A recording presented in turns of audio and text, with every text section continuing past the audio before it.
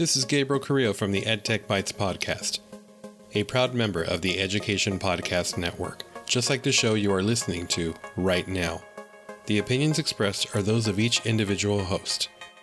Make sure you check out all the other great podcasts at edupodcastnetwork.com. And get ready, because the learning begins in 3, 2, 1. And I don't think it was too late. For some staff members, it was. October was too late. So we just kind of had to work together through the year. Others were able to see that I was trying to come from a place where I really genuinely wanted to do right by them and do what was necessary for the students at Emerson. So that first year, if there's ever been a time I wish I could have a do-over, it would be that year. Hey, Burned-In teachers, and welcome to the Burned-In Teacher Podcast, one part burnout and all other parts action, inspiration, and support for teachers dealing with burnout. You just heard Alison Forman talking about her reflections on her first year as a principal in a new school corporation. Alison and I were connected through a mutual friend, and I am so grateful that I had time to sit and chat with her. She has such an incredible story of how her education journey was really put on a fast track from a teacher to an administrator. And boy, did she learn a lot of incredible lessons about leadership. And in this interview, you'll hear her talk about how self-reflecting and paying attention to survey results from her teachers really made her step back and think about how it was that she was approaching her new position. This is the third week of the February theme for Burned-In Teacher for Administration is Burning Me Out. And I can tell you that Alison, from her experience of going from a teacher to an administrator so fast, has such great perspective for not just for principals, but for teachers alike, as far as really considering what the intentions are of an administrator when they make decisions. So let's listen into episode 22 and what Alison Forman has to teach us about relationships between teachers and administrators. But before we jump into the interview, I want to let you know that this episode was brought to you by the Teacher Burnout Quiz. Find out what type of teacher burnout you're struggling with so you can take the appropriate steps necessary to begin to beat it. This quick 6-question quiz will help you not only identify what burnout type you are, but I send you results that include action steps you can begin taking today to begin beating the burnout. Go to burnedinteacher.com/burnout quiz and begin to take control over your burnout today. Now let's get started. Welcome to the Burned-In Teacher Podcast. I'm Amber Harper, and the educators on this podcast are brave enough to share their stories of burnout with the world. On BIT, we get real, we get honest, and we take action. Action against the burnout with stories from burned out teachers, advice from experts, and actionable steps you can take today to beat the burnout and become a happier, more fulfilled human being. Let's get started. Well, Alison, welcome to the Burned-In Teacher Podcast. I'm so grateful that you took some time out to share your story with us and the listeners of the Burned-In Teacher Podcast. I'm very excited to be here. Thank you for having me. So, Alison, you are currently an administrator. I know you're taking some time off to be home with your son, but can you tell us a little bit about where you started in your education journey and then, of course, where you are now? So I started 13 years ago in charter. Charter schools is where I've actually been my entire educational career. I started out as a 4th grade teacher, and the funny story behind that is I'm actually certified 7 through 12. So taking on a position with 4th graders, and it being my first one, it was a little bit going to be an eye-opening experience on its own.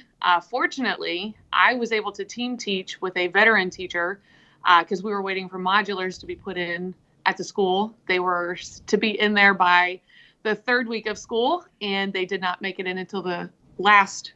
We were at 3 weeks left in the school year before the modulars actually made it in. Oh my goodness. But grateful for that experience because working alongside someone so closely, it took a lot of the nerves out because I was able to watch her. She would teach math and science, and then I would teach ELA and social studies. And so being able to be in that room with her and watch her really actually probably made me more successful as an educator. So that's an experience I will always cherish and hold on to. And so from there, in the same year, one of our teachers, our 6th, 7th, and 8th grade teacher, went on maternity leave. She was a science social studies teacher. And we just could not keep a sub in the classroom. We would have a sub that would show up, and they'd go in her room to clean it out and see the desk sitting on the key sitting on the desk, knowing that she wasn't going to come back the next day. So it finally got to the point where the teacher I was team teaching with was also a lead teacher, and she had gone to the principal and said, I think this is an opportunity for Allison because she's certified with the older students. Let's see how she would do up there. And immediately it was awesome. It was exactly where I felt at home because I love the older kids. I love the interaction I can have with the older kids. Mm-hmm. Don't get me wrong. I love the babies. I love the hugs, but there's just a different thing with the older ones. And there is, for sure. It's just, I love it. And that's just always kind of what's driven me to kind of continue in the career that that I've taken on, because as that year continued, and the students actually realized I wasn't going anywhere. That was the first thing I had to overcome, because they were ready for me to leave. Mm-hmm. Because everybody else had been. And, I told them, I think it was the second day, and they said, so when do you plan to leave? And I said, well, I'm not. I will be here until they kick me out. Mm-hmm. they didn't believe it. They didn't believe it.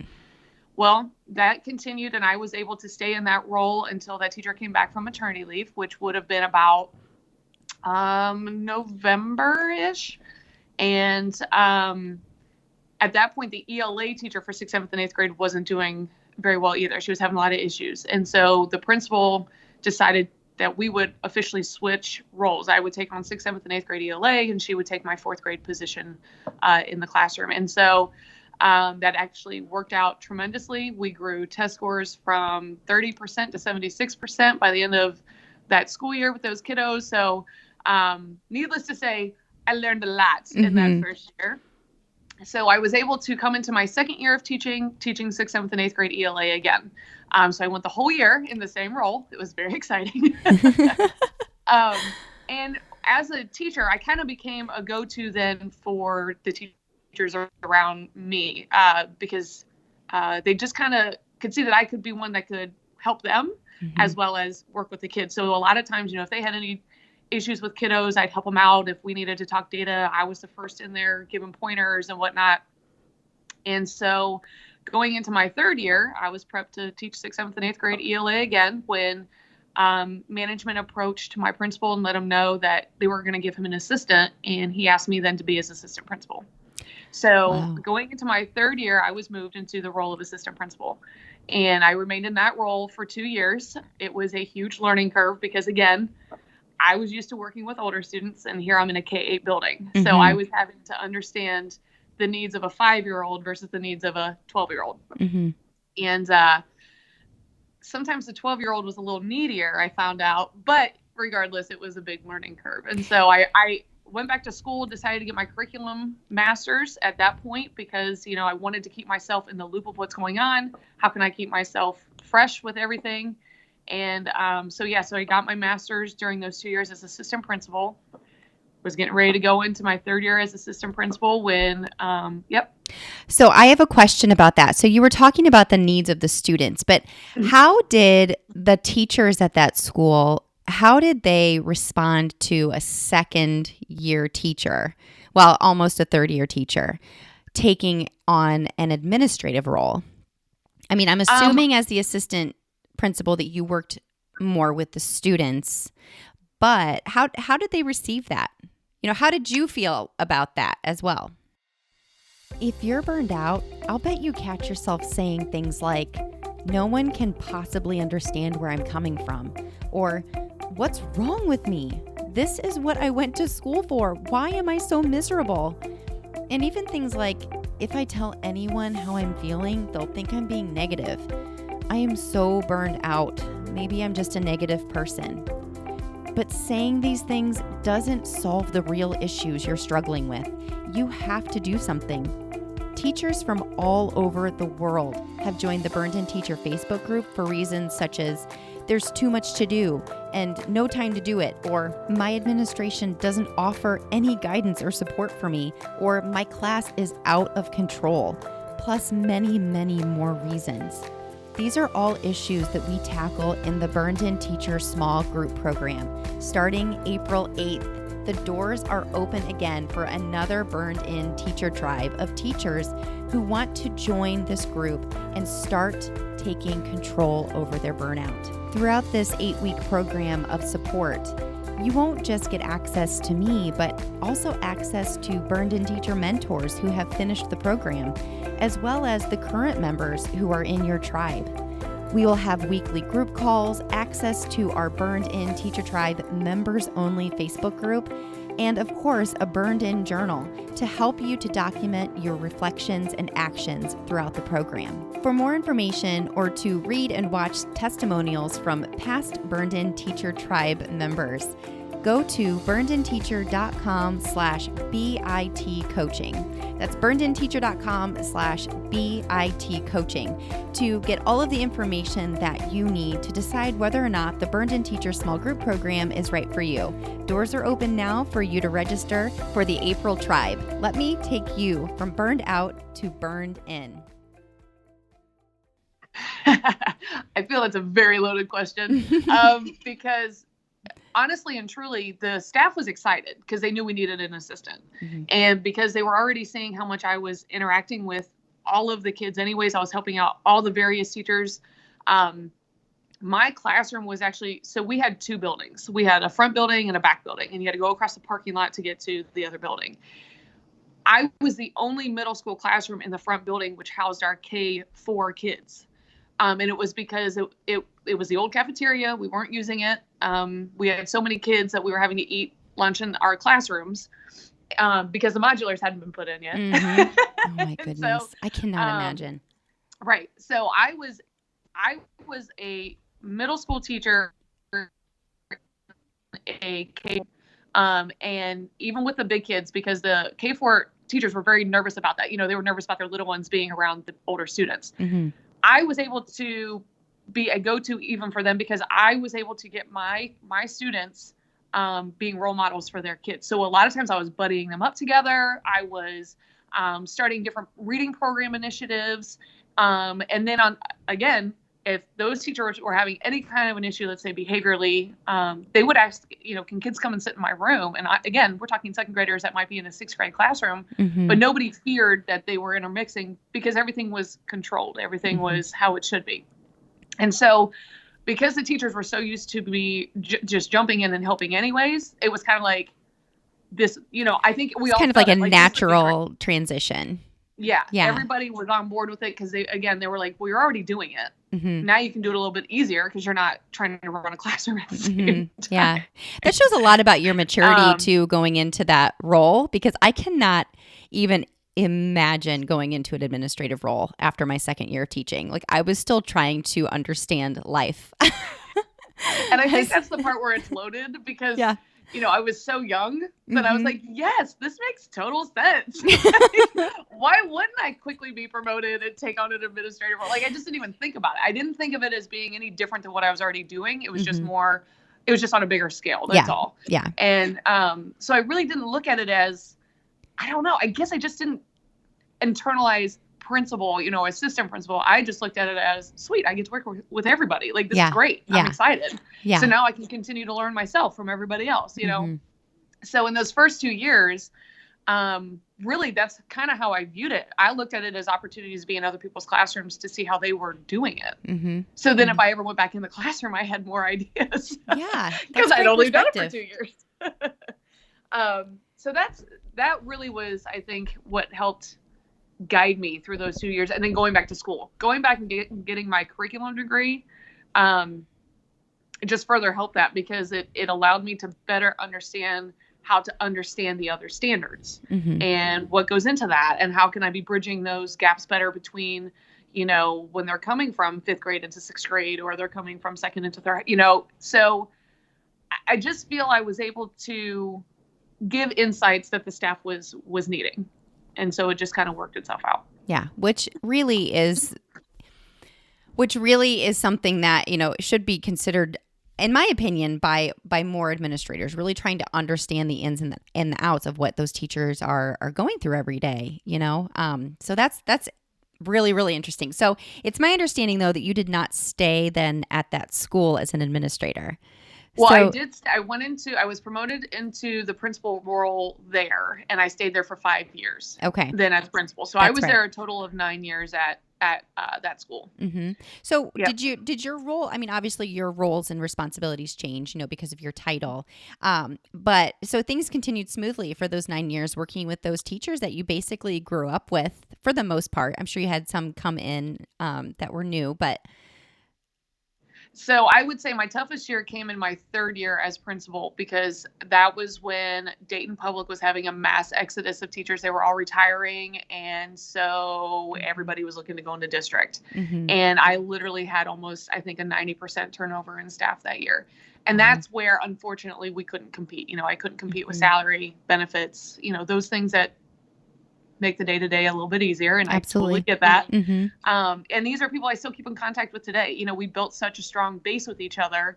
And they always knew it was never anything personal when they left. This is what they needed to do for themselves. Mm-hmm. And so, but that 3rd year, rebuilding a staff when I've never had to do that. Mm-hmm.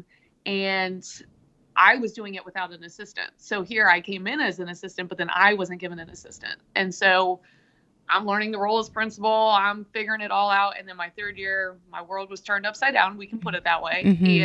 And so then I kind of had to figure it all out from scratch.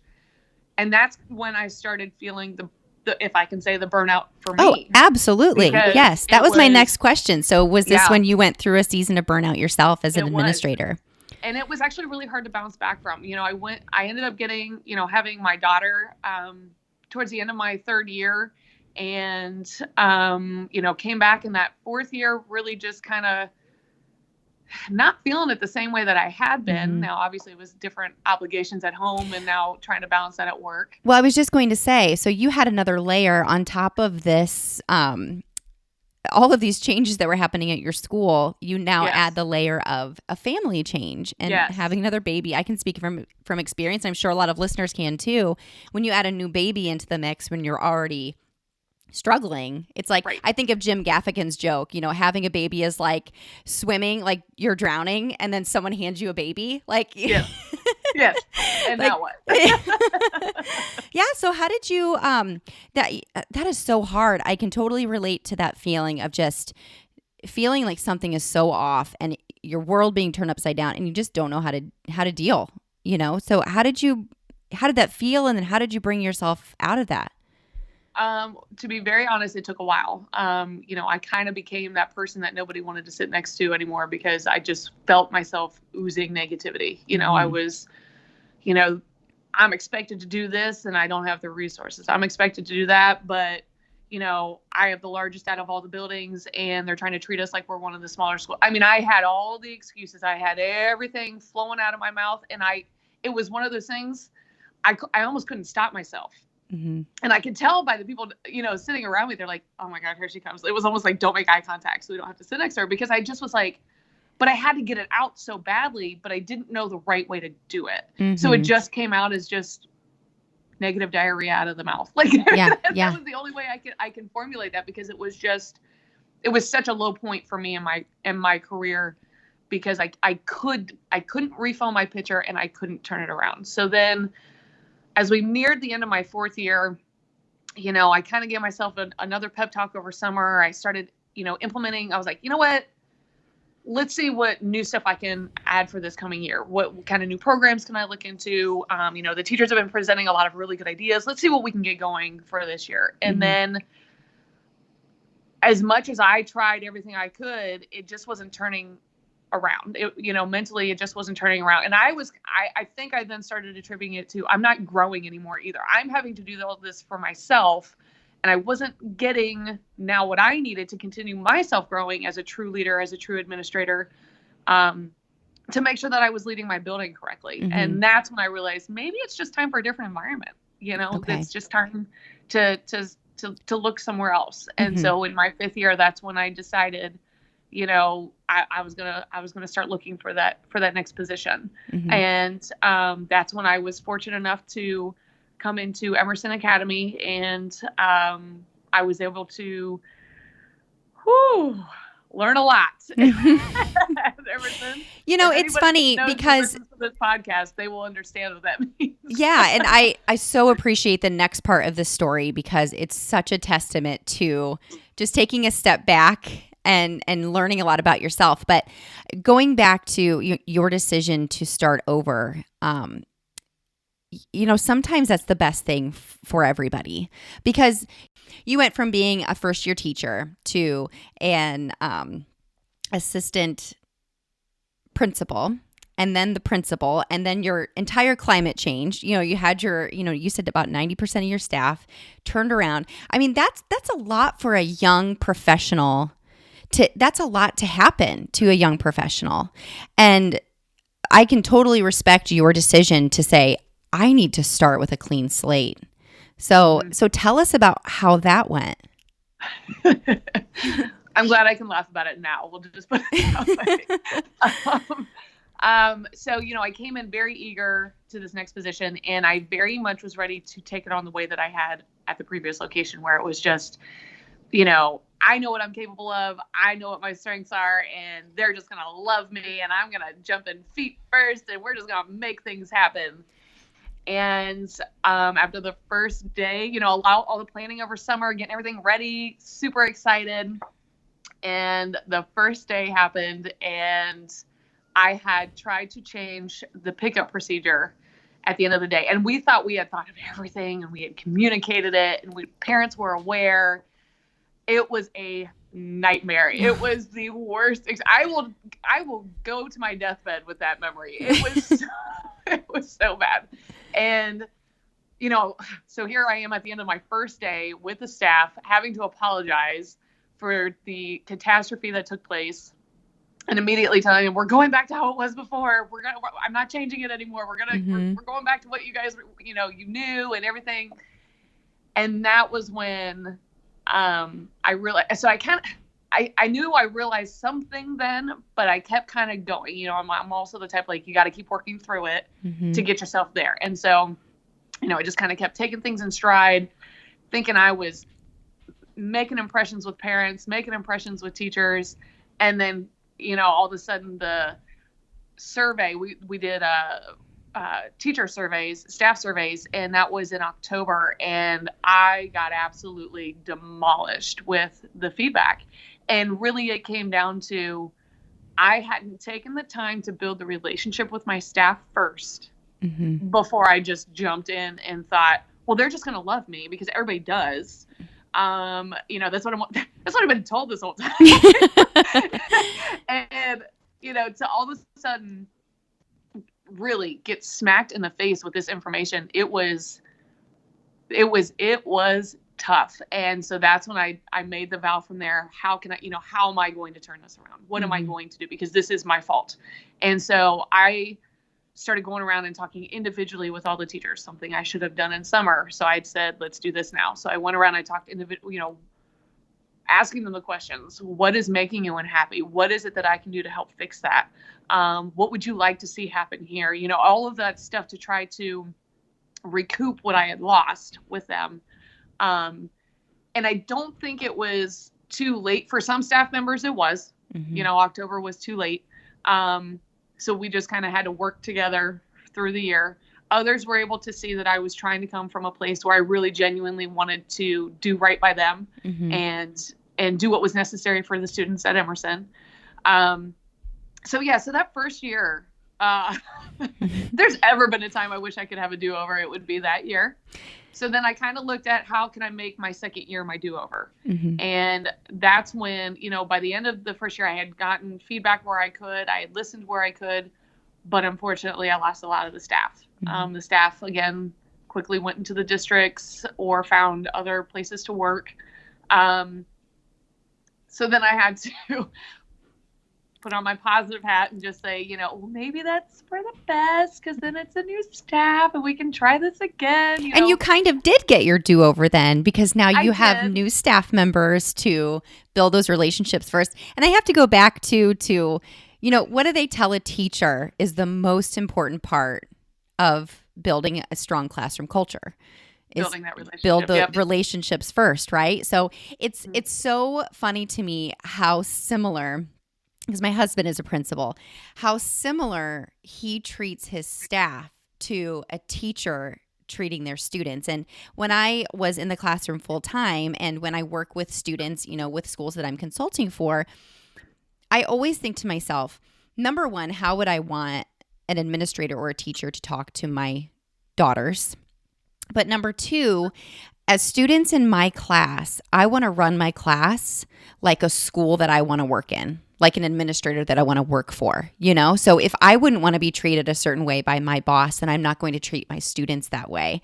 So I think that's really good reflection for you, like looking back and thinking about how you were just, nose to the grindstone. We've got a job to do and we're going to, do this, to having to step back and say, oh my gosh, I skipped such and not because you're a terrible person, but because you just want to do a good job, So you get this second year, you're in year 2 of this new school, and tell us how that goes.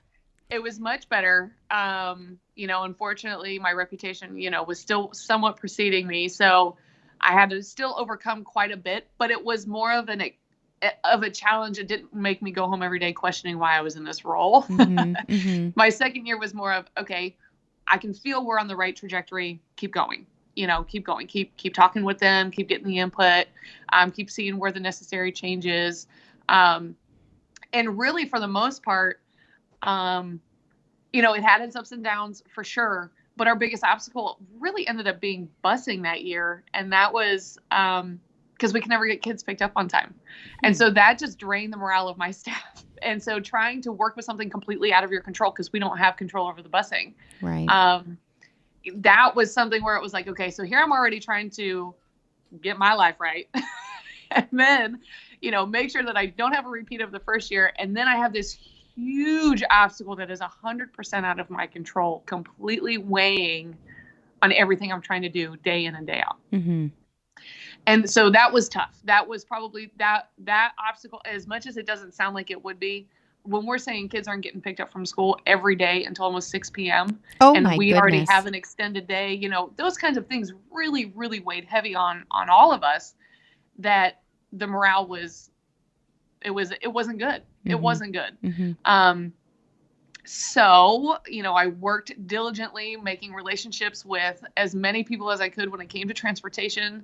And then they cleaned house in the transportation department with the school district we work with. So then I had to start over from there in my third year. But by the time we hit my third year, busing was much better. Mm-hmm. So going into year 3, we could feel everything was better in place. The staff was, we were staffed. We had the resources we needed. We had a new game plan that people were buying into. We had more teacher leaders that were on board. And it all came down to how I presented it, built the relationships, worked with the relationships, found the leaders within those people because of the relationships I built. And then we were able to work on the projects that were necessary in the building in order to be successful for the kids. Mm-hmm. So you went through burnout, you said it, I believe year 3, year 4 of just your experience in education in general. So as you move to this new position and you have all of these obstacles to overcome, did you look at it as just part of your job as an administrator, or was that something that really sort of made you question your decision? Did that cause any burnout at all, or was it just, small hiccups along your journey, I would say it was a little bit of both. I'm the type that whenever I come into a situation, I'd like to think I'm leaving it better. So when I came into the situation at Emerson, I was like, there's a reason I'm coming in here. And so I'm figuring it out. Mm-hmm. And so I would take the day-to-day as, these are all things I'm just supposed to help find solutions with so that they can get better.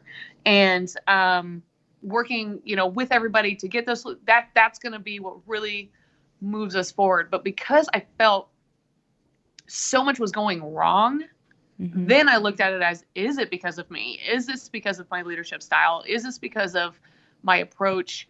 And, did I work well as an administrator at the previous building because everybody just knew me? And realistically, if I try to do this anywhere else, it's just not going to work. Those first 2 years, absolutely. I was questioning that because, ask my husband, the person I was coming home every day was not the person he married in those first 2 years at the new building, because I was working 24/7. And I know all administrators are, but I literally was not putting my phone down because I wanted to make sure I was on top of those emails. I was communicating with management. I was letting them know that I had control of these crazy fires that were happening. I had parents that were literally spewing my name all over social media as much as they possibly could. It was one thing after another. And I just had never dealt with that kind of negativity, that kind of recourse, that kind of pushback. So, it was a matter of, okay, what am I learning from this? And should I really be doing this? Yeah. So what brought you out of that? You said that year 3, things started to change a little bit with the busing and your relationships. And so how did it go from there? I really found, so I was able to actually, and I kind of haven't talked about this part, but I was given the very fortunate gift of having 4 assistant principals when I came to Emerson. But unfortunately, in my first 2 years, I was not fully staffed when it came to that. And so I was once again going into my modes that I would go in previously, because I was there was no one else to delegate to. I would have to learn that very precious art of how to delegate, even if I didn't have the assistant. And so those first 2 years, that was another part of that challenge was, I didn't have all the assistant principals the way everybody else did. So I felt like that was already, everybody else had an advantage over me because of that. And then going into my 3rd year, though, I finally had my team, and, we worked well together. We laughed together. We were able to fill each other's pitcher. We were able to, keep going with the day-to-day a whole heck of a lot easier than how those first 2 years went. And it wasn't because of who my assistant principals were at that point. It was just a matter of getting the right team in place. And everybody I've worked with up to this point are very talented educators, and they are in this field for a very good reason. And some are meant to be administrators, and they quickly learn as a dean that they're not, that this isn't really what I thought this was going to be. And so for me, it was, I had to let people kind of go through their trial and error before I could find a team. And so really going into that summer of the 3rd year and the planning that we were doing, having that core a lot stronger, that really is what helped turn it around for me. And that allowed me to go in with a much more positive attitude of, I really think we're going to get some things done this year. Yeah. Yeah, that's incredible. So I just love your story, because it is like fast track, and sometimes it's good. Certain personalities, which it sounds like your personality, that worked very well for you. But it also, you learn a lot from being put into these different roles with these different obstacles, different, teacher types, and just the day-to-day struggle of being a leader.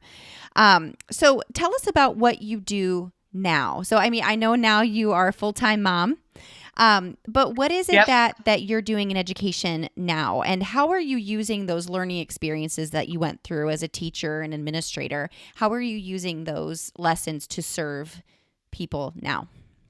So I've really been taking this time to reflect on, I look at it, I was given a gift of the time to reflect without the day-to-day. So now being removed from it, I'm allowing myself to really ask myself, what did I really appreciate about being in the school building day-to-day?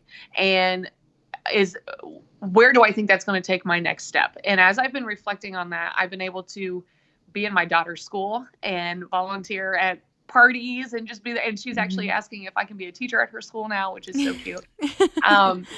All that kind of stuff. So I've been able to just see the other side of my life that I've never had that opportunity to do. And doing so has I think, given me, like you just said, you need more of those experiences to be able to add to your career experience. Well, now working with my kids, I think has grown me tremendously. Right. You see things from the other side of the coin. You are full circle right now.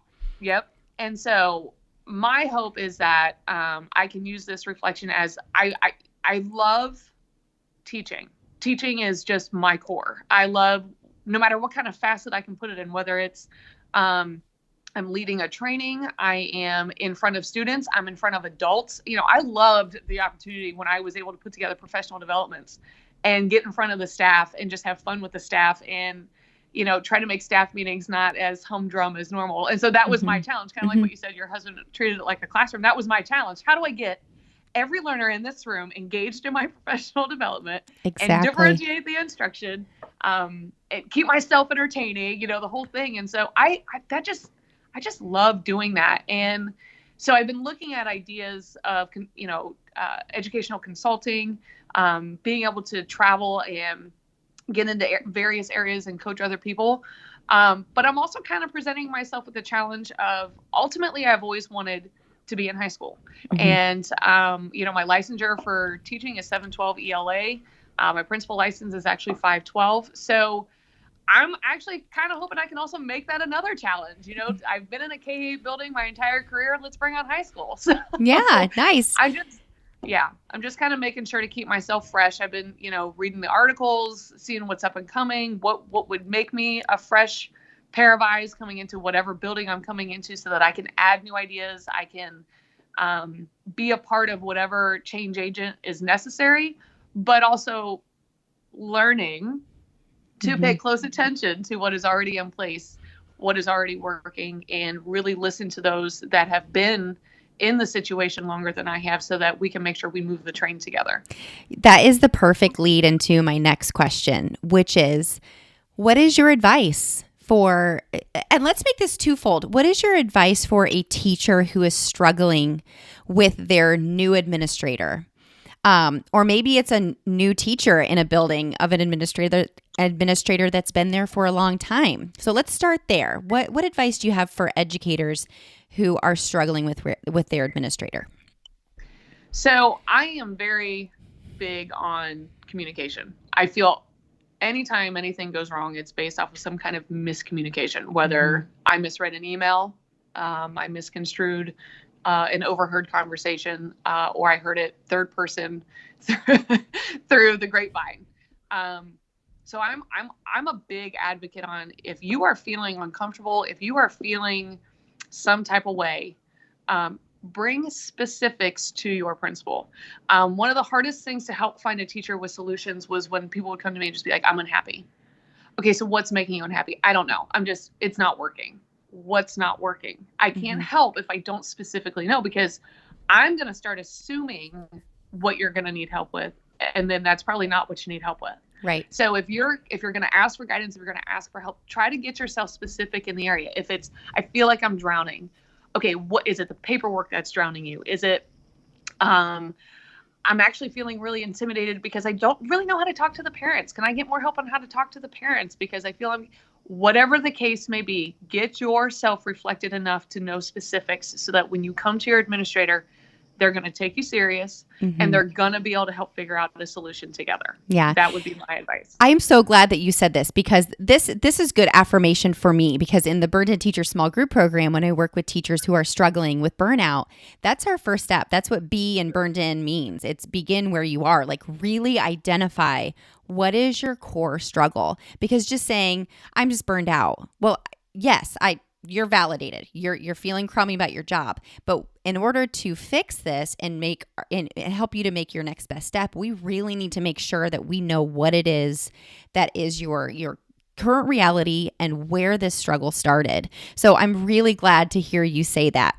So now let's go to the other side of this. What is your advice to a struggling administrator who, like, you look at them and you see yourself in that position? What is your advice to them? You have to find a core, because being an administrator is a very lonely position, because being given directions from the people above you. Even the teachers are giving you directions. You're getting directions from parents. You're getting directions from students. You are literally like a waitress without a tablet to write down everyone's order. And, if you don't write it down, you're definitely going to forget. And so what I would highly recommend is, whether it's a group of other principals that you can talk with, former administrators, some way to build a core. One of the things that really helped me out was my mentor. She actually was my mentor through my educational leadership program, because I went back to school. I guess I should have said that. I went back to school my first 2 years as principal. I went back again to get a master's in educational leadership, and I had to make sure I had a mentor through that program. And she has stayed my mentor. She still is my mentor. And we had the ability to be able to work together at my previous school because she retired and rehired. So I was able to bring her in as a part of my staff, and we were able to work together. That's but great. He and I, when we were principals, we would make sure to meet for lunch. Just take a lunch together and talk about what's going on, and then getting that other perspective from other people, because a lot of times, the teachers are going to sit there and want to know your information, and you're going to think, wow, I really could probably confide in this teacher. Don't do it. Find the people that are at, that administrative level, that understand what it is to be an administrator, because you do need someone that you can bounce those ideas off of, that you can talk through your burnout, your problem, because a lot of times it is very hard as a new principal, as one that is struggling, to find an answer, because the information doesn't stop. It keeps being dumped on you. And there is no time to not know. Right. So that would be, I think, what I would definitely at the beginning recommend for anybody coming into it. If people were choosing to leave the teaching profession to become an administrator, here's what I would first recommend that you do. Make sure you just build a core for yourself, because administrators don't get the accolades. Administrators don't get the positive feedback. And so you have to find people around you that are going to give that to you. Absolutely. And the same advice for teachers. You need to have a good, strong PLN for yourself too, because you can't relate to an administrator's struggles. You can go to them whenever you know exactly what you're struggling with. But as far as day-to-day support, it's really important to have that core circle of mentors around you, and being selective about who it is that you're hanging around with. I talk about this in the program too, about, really finding your teacher brand, identifying your teacher brand, and making sure you're associating with other teachers that will support that brand for you, because just venting is not asking for support. Those are two different things. Alison, we're going to move into the last part of the Burned In Teacher interview. So we're going to do a Burned In Teacher this or that lightning round. Okay? Okay. So I'm just going to give you a couple of choices, and you just let us know which one you would choose on the spot. Okay. All right. Soup or sandwich? Sandwich. All right. Book or ebook? Book. All right. And finally, ninjas or pirates? Ooh, ninjas. Having littles, you may, especially a young boy, and I don't want to, gender categorize here, but, ninjas or pirates may be in your future. They might already be around. I don't know. Well, what's hilarious is my daughter, she is very much into ninjas because of, I think it's the Ninjagos, the Lego Ninjago. Yeah. Yes. And for someone that has never taken a class, she is pretty on point. That's great. Good for her. Oh, that's awesome. Well, Alison, thank you so much for your time today. I really appreciate you sharing your story and all of the lessons that you've learned. Well, Amber, I appreciate the opportunity to be able to share it. Anytime. Thanks again. What I appreciate most about Alison's story and this conversation that I had with her is her open vulnerability and honesty towards her reflection on her career so far in education. So several of my takeaways really have to do with what she said at the end of the interview, such as, number one, finding a strong core. Finding people around you that can relate to where you are in your career at that exact moment that you are seeking support or advice for different struggles that you're having. And this doesn't just apply to administrators, this applies to teachers as well. Another takeaway I have is that whenever you are seeking that support, that you are very intentional about what that core struggle is before you sit down in front of your administrator to say, this isn't working, I'm burned out. Be ready to be specific about what it is that you need the most support with, because going to your administrator and simply sitting down and telling them how frustrated you are and ticked off about everything is not going to help you solve the problem. So really do some sitting down, and like I've said before in previous episodes, really do some brain dumping on what it is that you're really struggling with, and maybe even play what I call the why game, which is you have this struggle. Okay, why are you struggling with this thing? Okay, why is that? Okay, why is that? Get down to the bottom of it. The third thing that I took away from her is sometimes you just have to start with a clean slate. You have to start over again. And I can 100% relate to that realization that Alison had at one point in her career. This topic came up a little bit a couple of weeks ago in the episode where I was talking with Rachel about our previous school that we worked at together.